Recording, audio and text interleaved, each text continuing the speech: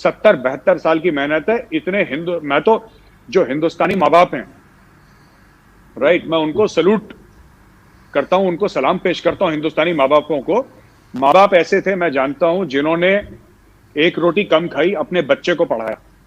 उन्होंने अपने लिए कपड़े नहीं खरीदे, अपने बच्चों के लिए किताबें खरीदी। और आज वो हिंदुस्तानी सिलिकॉन वैली पर राज कर रहे हैं। फेसबुक से लेकर, ट्विटर से लेकर, एप्पल, माइक्रोसॉफ्ट, गूगल, कहीं पर भी जाइए आपको हिंदुस्तानी मिलेंगे। ये हमारा एक वर्क एथिक है, ये हमारा कल्चर है।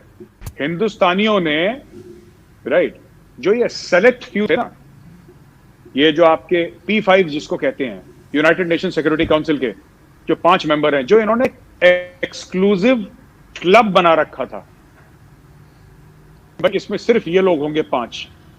उस क्लब में हम लोग घुस गए हैं, हमने पैर मारा और हमने दरवाजा तोड़ दिया। अब हम घुस गए। अब दुनिया को पता है, अमेरिका ये बात कबूल करता है, चाइना भी कबूल करता है। वो डायरेक्टली बोलना नहीं चाहता बिकॉज हमारा कॉम्पिटिटर है डायरेक्ट, लेकिन you can not survive without India in this world. We are simply too strong, we are simply too powerful, we are growing too fast. और दुनिया का जो आप देखिए, हर जगह पावर स्ट्रक्चर में इंडियंस हैं आज। इसके पीछे आरजू जी 70-72 साल की मेहनत है। इतने मैं तो जो हिंदुस्तानी माँ बाप हैं, राइट, मैं उनको सल्यूट करता हूं, उनको सलाम पेश करता हूं, हिंदुस्तानी माँ बापों को। माँ बाप ऐसे थे, मैं जानता हूं, जिन्होंने एक रोटी कम खाई, अपने बच्चे को पढ़ाया।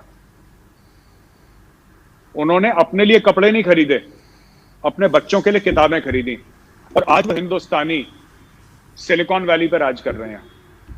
These are not rich people कि आप बोलें कि साहब ये बड़े अमीर थे और उनके घर में गाड़ियां थी, नौकर चाकर थे। ये बड़े आम से हिंदुस्तानी हैं, छोटी छोटी गलियों में, कुछ में रहने वाले, जिनके बच्चे आज सिलिकॉन वैली पर राज कर रहे हैं। फेसबुक से लेकर, ट्विटर से लेकर, एप्पल, माइक्रोसॉफ्ट, गूगल, कहीं पर भी जाइए आपको हिंदुस्तानी मिलेंगे। ये हमारा एक वर्क एथिक है, ये हमारा कल्चर है। और वो लोग वहां पे भी जाएंगे ना, उनका एक्सेंट अमेरिकन हो गया होगा, ठीक है, लेकिन दिवाली के दिन वो भी कुर्ता पैजामा पहनते हैं। नहीं, तो बहुत अच्छी बात है। और ये चीज़ तो खैर सभी ने नोटिस की है कि जो आईटी है और इस तरह की जो फील्ड है उसमें इंडियंस बहुत आगे हैं। एक चीज़ मुझे बताइए मेजर साहब के, अभी इमरान खान साहब ने कहा, जो हमारे प्राइम मिनिस्टर हैं, कि जी हमारे ऊपर, उनके ऊपर यानी प्रेशर है इजराइल को एक्सेप्ट करने का। तो ये प्रेशर कौन दे रहा है? अमेरिका दे रहा है कि इस्लामिक कंट्रीज दे रही हैं, सऊदी अरब दे रहा है? ये बात उन्होंने क्यों की? और दूसरा उन्होंने ये भी कहा कि हम जब तक नहीं मानेंगे जब तक फ़लस्तीन के लिए कुछ ना हो जाए, कोई मतलब अच्छी बात ना सेट कर लें लोग। देखिए सुनिए, किसी को इंटरेस्ट नहीं है पाकिस्तान में, ये खुद झूठ बोलते हैं। किसने बोला आपको रिकॉग्नाइज करने के लिए? आपने मतलब कि इमरान खान ने और DGISPR ने बैठ के बात करी, बोला चलाओ चलाओ, हम पे प्रेशर है। अरे बताओ ना किससे प्रेशर है? किसने बोला? किसने फोन करा आपको? बताओ, एक बार तो बोलो। ये फालतू में झूठ बोलते हैं, प्रेशर है प्रेशर। अच्छा एक बात बताइए आरजू जी, मैं आपसे पूछता हूँ, दिल पे हाथ रख के बोलिएगा as a human being, Israel को क्या फर्क पड़ता है अगर पाकिस्तान रिकॉग्नाइज करे ना करे? सबसे ज्यादा दुनिया में पीएचडीज इसराइल से निकलती हैं। इसराइल की टेक्नोलॉजी दुनिया के सबसे आगे है, फर्स्ट वर्ल्ड कंट्री है, only democracy in the middle east है, राइट। और पाकिस्तान के ऊपर साहब बड़ा प्रेशर डाल रहे हैं कि हमें रिकॉग्नाइज कर दो, वरना हम तो कहीं मुंह दिखाने के लायक नहीं होंगे अगर पाकिस्तान। अरे यार, थोड़ा होश के नाखून ले। आप सोचे ना अर्जु जी, ये इमरान खान पता नहीं क्यों ऐसी बातें करते हैं, मुझे समझ में नहीं आता। वजीर आजम है मुल्क के, थोड़ी सी, मैं ये कह रहा हूँ, थोड़ी सी ना कि संजीदा बातें करें, थोड़ी सी सीरियस टाइप की बातें करें। सब बड़ा प्रेशर है। किसका प्रेशर है आप बताइए? किसने बोला आपको? किसका प्रेशर है? कौन कर रहा है? उससे क्या फर्क पड़ेगा? आप ना करें। हम फिलिस्तीन ये सब देखिए, मैं आपको बताता हूं। 1979 में जनरल जियाउल हक, उस समय ब्रिगेडियर था या मेजर जनरल था, वो किंग हुसैन थे जॉर्डन के, उनके अंडर आके पाकिस्तानी फौज ने फिलिस्तीनियों को मारा है। अर्जु जी, आप जाके हिस्ट्री चेक करिए, हजारों फिलिस्तीनियों को मारा है। आज पाकिस्तान उन्हीं फिलिस्तीनियों के लिए रो रहा है कि जी हमें आपके हुकूक के लिए हम इजराइल को रिकॉग्नाइज नहीं कर रहे। फिर आपने मारा क्यों था उन हजारों फिलिस्तीनियों को? भाई आप गए थे ना वहां पे, मैं नाम बता रहा हूं, जियाउल हक थे वहां पे, ब्रिगेडियर थे या मेजर जनरल थे, समथिंग लाइक दैट। जियाउल हक ने मरवाए हैं फिलिस्तीनियों की, हजारों फिलिस्तीनियों की लाशें आपने बिछा दी। अब कहते हैं हमें प्यार है उनसे। प्यार है तो कुछ करो उनके लिए, फिलिस्तीनियों के लिए। कुछ करा नहीं, कुछ नहीं करा। लेकिन मेजर साहब, आप किस तरह देखते हैं अभी जो आजकल सिचुएशन है उसमें आप पाकिस्तान का जो रोल है इस्लामिक कंट्रीज के साथ, उसमें वो जाके कश्मीर की बात भी करते हैं, दूसरी बातें भी करते हैं। तो आपको क्या लगता है कि कहाँ पे पाकिस्तान स्टैंड कर रहा है? जो इस्लामिक कंट्रीज है, चाहे वो यूएई हो, सऊदी अरब हो, कुवैत हो, ये किस तरह से देख रहे हैं पाकिस्तान को? आरजू जी, कश्मीर में किसी को 2 रुपए का इंटरेस्ट नहीं है।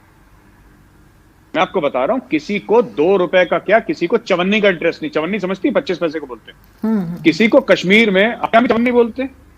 हाँ, यही बोलते हैं जी। अब, होती नहीं है मगर यही बोलते हैं। होती नहीं है बट वही बोलते हैं। किसी को चवन्नी का इंटरेस्ट नहीं है। लोग अपने मामलों में लोग सब परेशान हैं।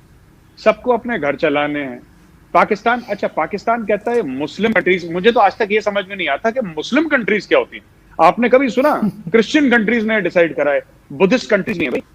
Thailand is a Buddhist country, Burma is a Buddhist country, Japan is very largely Buddhist. आपने कभी सुना है कि बुद्धिस्ट कंट्रीज ने डिसाइड करा, क्रिश्चियन कंट्रीज ने डिसाइड करा? हिंदू खैर दो तीन ही मुल्क हैं और हमारी वैसी फितरत भी नहीं है। तो ये सब है कि मुस्लिम कंट्रीज, इन सब से दिमाग से निकालिए। There are only 2 kinds of countries, rich countries and poor countries. गरीब मुल्क होते हैं और अमीर मुल्क होते हैं, और वो 2 अमीर मुल्क हैं। एक ईसाई हो, एक यहूदी हो, या फिर एक मुसलमान हो। आज की तारीख में आप भी मुसलमान मुल्क हैं, सऊदी अरेबिया भी मुसलमान मुल्क है, और यहूदी तो आपका दुश्मन है। अब आप बताइए, सऊदी अरेबिया किसके नजदीक है? एक मुसलमान मुल्क पाकिस्तान के नजदीक है कि यहूदी के नजदीक है? वो यहूदी के नजदीक है। आपके नजदीक है ही नहीं वो, क्योंकि उसको यहूदी से कुछ चाहिए। आपसे पाकिस्तान, सऊदी अरब को कुछ नहीं चाहिए आपसे। आपके पास है नहीं कुछ, आप सऊदी अरब को दे दें। सऊदी अरब के पास पैसा है, वो टेक्नोलॉजी चाहता है, इजराइल के पास टेक्नोलॉजी है। मेरा कहने का मतलब है ये सारी चीजें कि कश्मीर का देखिए, इंडिया में एक लॉबी है। आज मैं आपको वाज़ेह तौर पे बताता हूं आपकी शो पे। इंडिया में एक लॉबी है जो कि ये चाहती है कि कश्मीर, पाकिस्तान का जो कश्मीर का ऑब्सेशन है वो कभी खत्म ना हो। I am telling you, and these are intellectual people. इसमें आपके साइंटिस्ट हैं, इसमें आपके डॉक्टर्स हैं, इसमें आपके स्ट्रेटेजिक थिंकर्स हैं इंडिया में। मैं उनके साथ बैठा, कल परसों ही बैठा था उनके साथ, एंड दे टोल्ड मी कि Gaurav, I think it's a very good idea if Pakistan keeps up with this Kashmir obsession. हमारी तो कुछ फौज वहां पे अटकी है, ठीक है, और हमारे मुल्क का हिस्सा है, तो हमें कोई फर्क नहीं पड़ता। पूरे पाकिस्तान की मईशत, पाकिस्तान की फ्यूचर आपने कश्मीर पे दांव पे लगा दिया 72 साल से। और जो पाकिस्तान की जो तरक्की नहीं हो पा रही है, वो ठीक है कि आपके सियासतदान करप्ट भी हैं, नाहल भी हैं, सब कुछ हो सकता है, लेकिन बहुत बड़ा इसमें आरजू जी जो मामला है आज की तारीख में, वो कश्मीर का है। इतने ऑब्सेस्ड हो गए हैं पाकिस्तानी की एक दिन कश्मीर। देखो, आम आदमी बोल रहा है, वो गोश्त खरीदने जा रहा है, सब्जी खरीदने जा रहा है, आरजू जी वो बोल रहा है कि कश्मीर, अरे तुझे क्या लेना देना? तू बच्चे के लिए दूध खरीद नहीं पाता, कश्मीर आजाद करेगा, बड़ा बड़ी बातें कर रहा है। मैं ये कह रहा हूं, और कुछ इंडियंस को ये सूट करता है नैरेटिव कि पाकिस्तान को कश्मीर के साथ ऑब्सेस्ड होने दो। अब आप एक बात बताइए, अगर तुर्की, मैं आपसे पूछता हूं आरजू जी, चलिए तुर्की, ईरान और पाकिस्तान का एक ब्लॉक बन जाए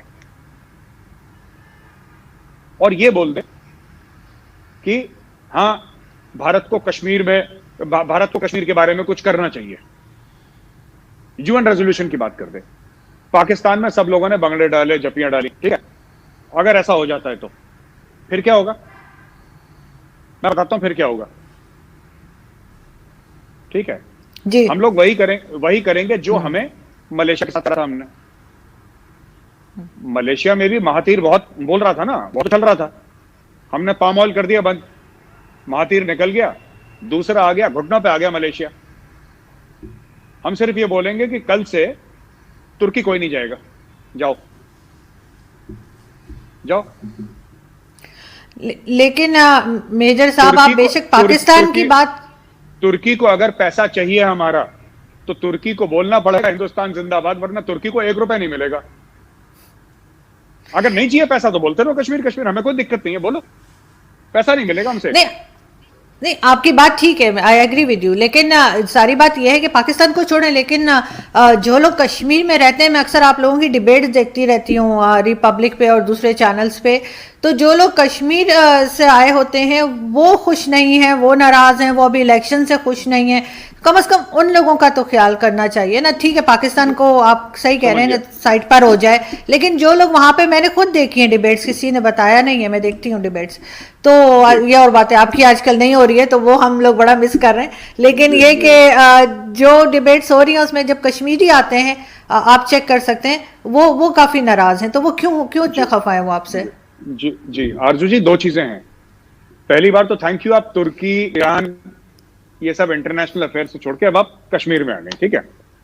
दूसरी चीज ये है कि जितने हैं जो नाराज है ना हिंदुस्तान से टीवी पे, राइट, मैं आपको इनसे ऑफ कैमरा मिलवाऊंगा, आप हिंदुस्तान आइए, मैं और ज्यादा कुछ नहीं बोलूंगा, मैं आपको ऑफ, देखिए सबकी रेडियां हैं, सबकी दुकानें हैं, सबकी पब्लिक पोजीशन है, राइट।